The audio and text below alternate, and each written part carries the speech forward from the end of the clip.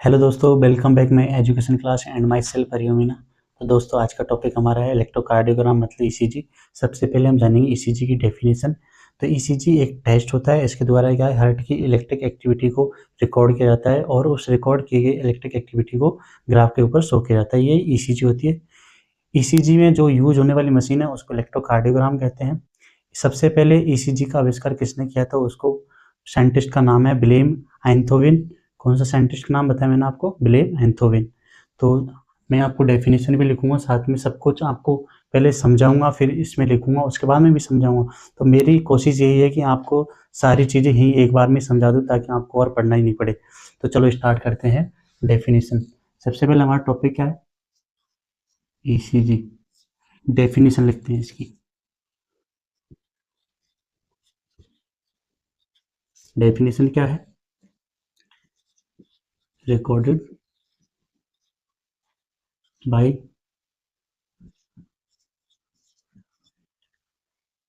Electric activity of heart. इसके द्वारा electric activity को रिकॉर्ड किया जाता है। तो ये ईसीजी की डेफिनेशन है। इसमें जो यूज होने वाली मशीन, ईसीजी मशीन या उपकरण, हिंदी में बोले तो इलेक्ट्रोकार्डियोग्राम। इलेक्ट्रोकार्डियोग्राम। सबसे पहले ईसीजी मशीन किसने बनाई? साइंटिस्ट का नाम है विलियम आइंथोविन। तो फादर ऑफ ईसीजी विलियम आइंथोविन। क्या नाम बताया? विलियम आइंथोविन। तो मैंने अभी आपको डेफिनेशन बता दी कि ये एक ऐसा टेस्ट है जिसके द्वारा हार्ट की इलेक्ट्रिक एक्टिविटी को रिकॉर्ड किया जाता है और ईसीजी मशीन का नाम इलेक्ट्रोकार्डियोग्राम है। Father of ECG William Einthoven. तो अब हम जानेंगे इसके बारे में, ईसीजी की जो वेव है उनके बारे में जानेंगे और इनके जो इंटरवल है उनके बारे में हम एक एक करके आपको सब कुछ बताएंगे और ट्रिक के साथ में बताएंगे ताकि आपको इजीली समझ में आ जाए। तो सबसे पहले हम जानेंगे ईसीजी वेव।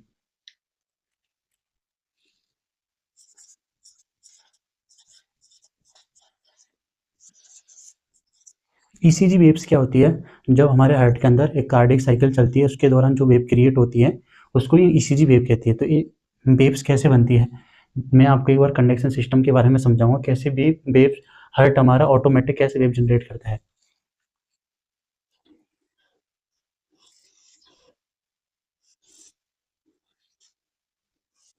इसके बारे में मैंने आपको पहले बता दिया, कंडक्शन सिस्टम समझाया।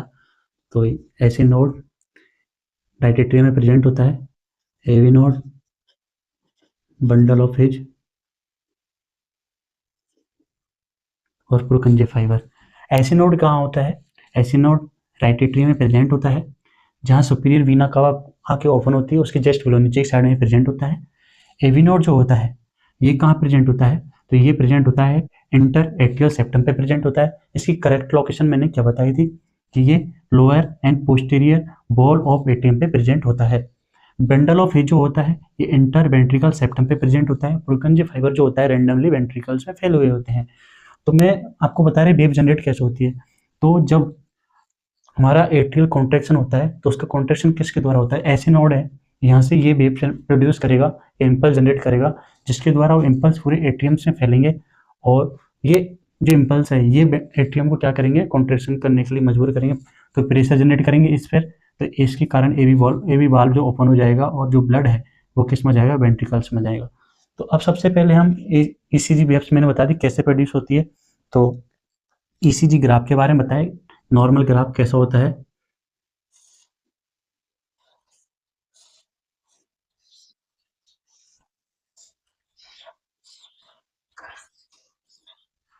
तो नॉर्मल ग्राफ ऐसा होता है। तो ये क्या है? पी वेव,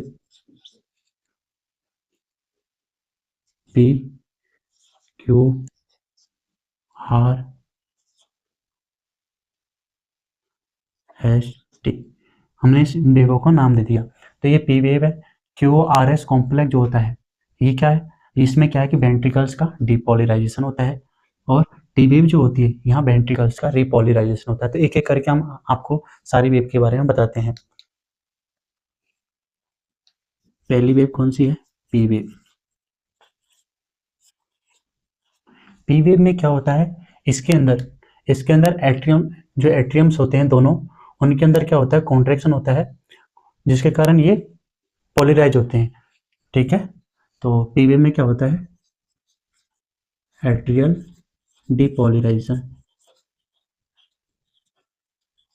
एट्रियल डिपोलराइजेशन क्यों हो रहा है? क्योंकि एट्रियल कॉन्ट्रैक्शन हो रहा है, एट्रियल कॉन्ट्रैक्शन एंड एक्साइटमेंट,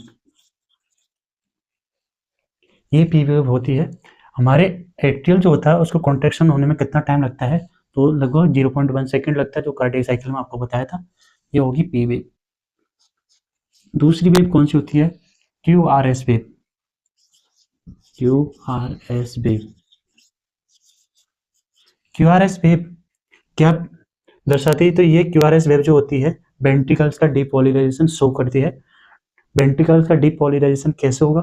तो वो वेंट्रिकल जो होगा उनका कॉन्ट्रैक्शन एंड एक्साइटमेंट होगा, उसकी वजह से इनका डिपोलराइजेशन होगा।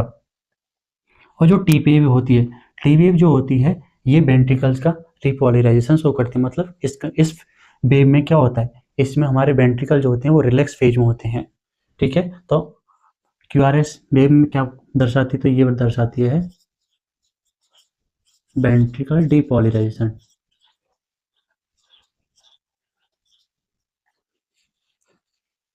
वेंट्रिकल डिपोलराइजेशन क्यों होता है, या फिर इसका मतलब क्या होता है, वेंट्रिकल कॉन्ट्रैक्शन।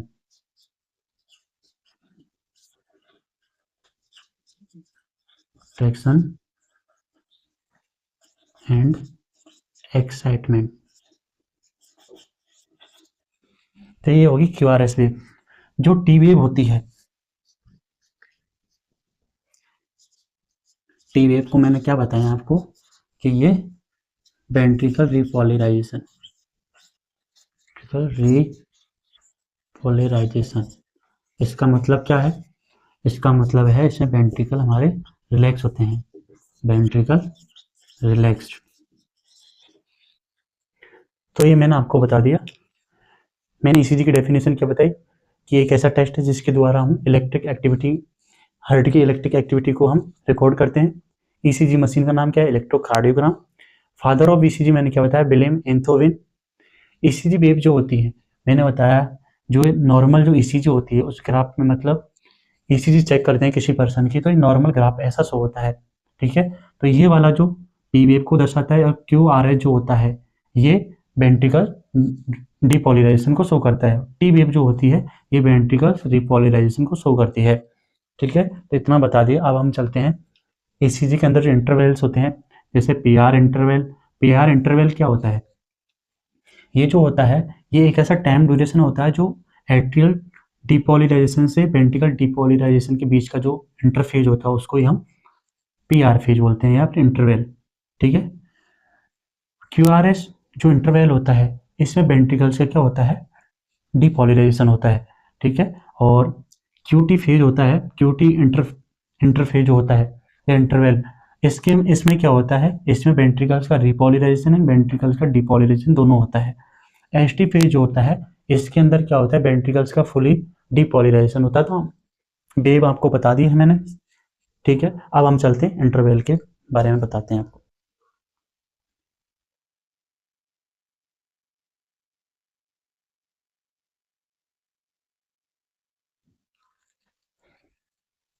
तो हमारा तीसरा टॉपिक क्या है? ECG interval. इसमें इंटरवल मैंने बताया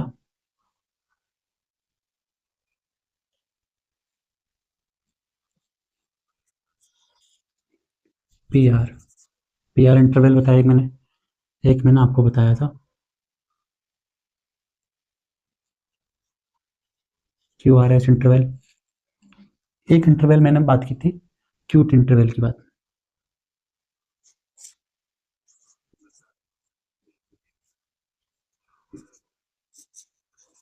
क्यूट इंटरवल एक मैंने बात की थी इंटरवल की, एस्ट इंटरवल। तो हम इंटरवल को आपको बताने वाले हैं।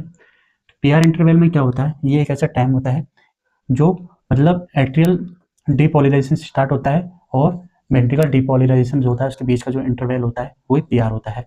क्यूटी इंटरवल क्या होता है, इस इंटरवल में क्या होता है कि वेंट्रिकल से उनका डीपोलराइजेशन एंड रिपोलराइजेशन दोनों होता है। एस टी इंटरवल जो होता है इसमें क्या होता है, इसमें वेंट्रिकल जो होते हैं वो फुली डीपोलराइज होते हैं। अब मैं इसमें जो टाइम लगने वाला कितना टाइम लगता है मैं उसके बारे में आपको बता रहा हूँ। तो पीआर इंटरवल होता है, इसमें जो टाइम ड्यूरेशन लगता है वो लगभग 0.12 से 0.20 सेकंड का टाइम लगता है। और क्यूआरएस जो इंटरवल होता है इसमें 0.06 से 0.10 सेकंड का टाइम लगता है। और क्यूटी इंटरवल जो होता है सबसे बड़ा इंटरवल है क्योंकि इसमें वेंट्रिकल का क्या हो रहा है, डिपोलराइजेशन एंड रिपोलराइजेशन हो रहा है, तो इसमें टाइम लगता है 0.35 से 0.44 सेकंड का टाइम लगता है। एस टी में मैंने आपको बताया एस टी इंटरवल जो होता है इसमें क्या होता है, वेंट्रिकल्स जो होते हैं फुली डिपोलराइज होते हैं। तो एक एक करके हम लिखते हैं ये। पहले मैंने क्या बताया, पीआर इंटरवल। पीआर इंटरवल में क्या होता है, ये time from atrial depolarisation to ventricle depolarisation. मैंने आपको यही बताया था कि जो टाइम होता है ये एट्रियल डिपोलराइजेशन और वेंट्रिकल डिपोलराइजेशन के बीच का इंटरवल होता है। ठीक है, इसका टाइम कितना लगता है इसमें, मैंने आपको बताया 0.12 से 0.20 सेकंड का इसमें टाइम लगता है। ठीक है, ये पीआर इंटरवल हो गया। दूसरा इंटरवल मैंने कौन सा बताया था, क्यूआरएस इंटरवल। क्यूआरएस इंटरवल में क्या होता है, इसमें वेंट्रिकल डिपोलराइज होते हैं, वेंट्रिकल डिपोलराइज टाइम। इसमें कितना टाइम लगता है, तो इसमें टाइम लगता है 0.06 से 0.10 सेकंड का इसमें टाइम लगता है। तीसरा मैंने बताया Q T, Q T interval. Q T interval क्या होता है, इसमें मैंने बताया वेंट्रिकल्स का डिपोलराइजेशन एंड रिपोलराइजेशन दोनों होता है। Ventricle depolarisation plus ventricle repolarisation, इसमें टाइम कितना लगता है, तो इसमें टाइम लगता है 0.35 से 0.44 सेकंड के बीच में इसमें टाइम लगता है। चौथा इंटरवल मैंने कौन सा बताया, एसटी इंटरवल। एसटी इंटरवल में क्या होता है, इसमें वेंट्रिकल फुली डिपोलराइज होते हैं। क्या हो रहे हैं इसमें, वेंट्रिकल फुली डिपोलराइज होते हैं। तो ये इंटरवल होते हैं। तो मैंने अभी आपको ये सबको समझा दिया, एक बार और समझा देता हूँ आपको। पीआर इंटरवल में क्या होता है, ये एक ऐसा टाइम ड्यूरेशन होता है जिसमें एट्रियल डिपोलराइजेशन से वेंट्रिकल डिपोलराइजेशन के बीच का इंटरवल होता है, इसमें टाइम लगता है 0.12 से 0.20 सेकंड। क्यूआरएस इंटरवल जो होता है ये वो टाइम होता है जिसमें वेंट्रिकल डिपोलराइज होते हैं, उसमें टाइम लगता है 0.6 से 0.10 second. Cutie interval, Q T interval क्या होता है, इसमें वेंट्रिकल डिपोलराइज एंड रिपोलराइज होते हैं, तो इसमें टाइम लगता है 0.35 से 0.44 सेकंड। एसटी इंटरवल जो होता है इसमें वेंट्रिकल फुली डिपोलराइज होते हैं। तो ये इंटरवल हो गए हमारे। तो मैंने अभी आपको क्या बताया, ईसीजी की डेफिनेशन, ईसीजी की वेव्स और ईसीजी इंटरवल। अब हम जानेंगे इसके जो क्लिनिकल सिग्निफिकेंस है, इसके क्लिनिकल इंपॉर्टेंस जानेंगे। ठीक है, क्या जानेंगे, क्लिनिकल इंपॉर्टेंस। सबसे पहले मैं एक बार आपको जो वेव बताई उसकी ट्रिक बता देता हूँ। ठीक है, तो मैंने आपको क्या बताया था, पी वेव में क्या होता है, पी वेव में एट्रियल डिपोलराइज होते हैं और पी वेव में क्या होता है, मैंने एट्रियल डिपोलराइज और एक्साइटमेंट। क्यूआरएस में क्या होता है, वेंट्रिकल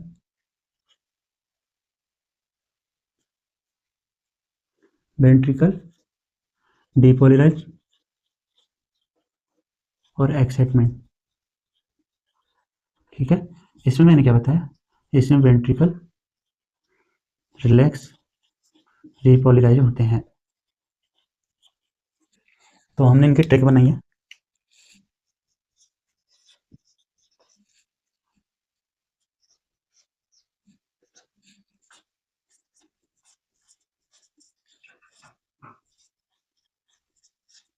हमने ट्रिक बनाई है, दिया देव पेन में रिलैक्स करो। D4 क्या हो गया, मतलब depolarisation, E4 excitement, A4 atrial, atrial का डिपोलराइजेशन और एक्साइटमेंट। दिया कि हमने क्या बताया कि एट्रियल जो होते हैं इसमें डिपोलराइजेशन और एक्साइटमेंट होता है। वेंट्रिकल्स में D4 डिपोलराइजेशन, E4 क्या होगा एक्साइटमेंट, B4 वेंट्रिकल। तो वेंट्रिकल्स का डिपोलराइजेशन है और एक्साइटमेंट, ठीक है। बेन में रिलैक्स होगा, बेन का मतलब हमने इसमें लिया वेंट्रिकल्स, R4 हो गया रिलैक्स और रिपोलराइजेशन।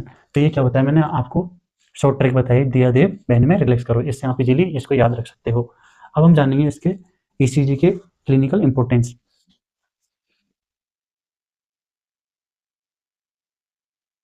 तो अब हम जानेंगे ECG के क्लिनिकल इंपोर्टेंस। तो ECG का किन किन कंडीशन में यूज हो सकता है।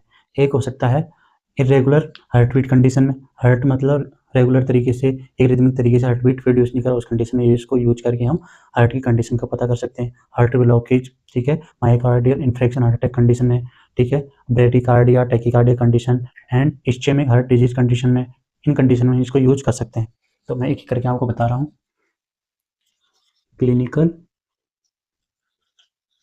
Importance of ECG। पहले मैंने क्या बताया, इरेगुलर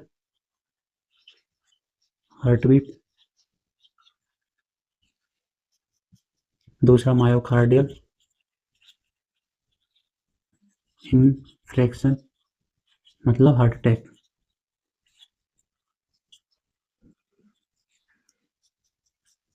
तीसरा heart block,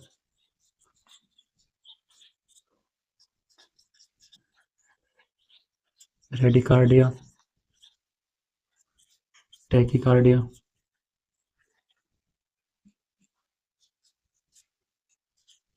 hypertrophy condition,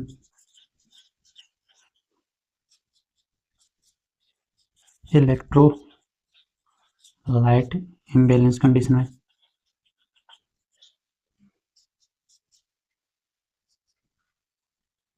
electric activity dysfunction में इसको यूज कर सकते हैं। तो इससे हम क्या है कि हार्ट से रिलेटेड प्रॉब्लम्स का मतलब सॉल्यूशन कर सकते हैं ECG के द्वारा, या तो इसको मेजर किया जा सकता है जो प्रॉब्लम्स हैं। इरेगुलर हार्ट बीट, हमारा हार्ट है वो हार्ट बीट को रेगुलर तरीके से प्रोड्यूस नहीं कर रहा, मतलब एक रिदम से प्रोड्यूस नहीं कर रहा। तो मैंने बताया हार्ट बीट को कौन प्रोड्यूस करता है, तो वो हमारे एसी नोड से इम्पल्स जनरेट होते हैं, ठीक है। तो उसको ये उसका पता चलता है ECG के द्वारा। Myocardial infarction heart attack condition, ये क्या होती है, हमारे हार्ट को प्रॉपर वे में ऑक्सीजन एंड ब्लड की सप्लाई नहीं होती, उस कंडीशन में हमारा हार्ट अटैक आने के चांसेस रहते हैं। तो उसको हम ECG के द्वारा देख सकते हैं। हार्ट ब्लॉकेज, जिसके अंदर क्या होता है, जो आर्टरीज होती है उनमें अगर कोलेस्ट्रॉल एंड एम्बोलिन कंडीशन की वजह से ब्लॉकेज हो जाए तो उसको भी ECG द्वारा देख सकते हैं। ब्रेडिकार्डिया, ब्रेडिकार्डिया और टैकीकार्डिया क्या होता है, जब हार्ट बीट रेट 100 से ज़्यादा हो जाए तो उसको हम बोलेंगे टैकीकार्डिया। जब हार्ट बीट रेट 60 से कम हो जाए उसको बोलेंगे हम ब्रेडिकार्डिया। तो इस कंडीशन में भी हम ECG को यूज कर सकते हैं। हाइपरट्रोफी क्या होता है, हाइपरट्रोफी हमारे हार्ट के किसी भी चेम्बर्स में अगर फैट जम जाती है, उसके द्वारा क्या होती है, जो मसल्स है वो फैटी हो जाती हैं, तो उस कंडीशन में भी ECG के द्वारा उस कंडीशन को पता किया जा सकता है। इलेक्ट्रोलाइट इम्बैलेंस का पता लगाया जा सकता है और इलेक्ट्रिक एक्टिविटी डिसफंक्शन का भी पता लगाया जा सकता है ECG के द्वारा। तो दोस्तों मैंने जो पढ़ाया आई होप आप लोगों को समझ में आया होगा, और जो भी कुछ भी आपको कमी लगती है तो प्लीज़ पॉजिटिव नेगेटिव फीडबैक जरूर देना और चैनल को जरूर सब्सक्राइब करना।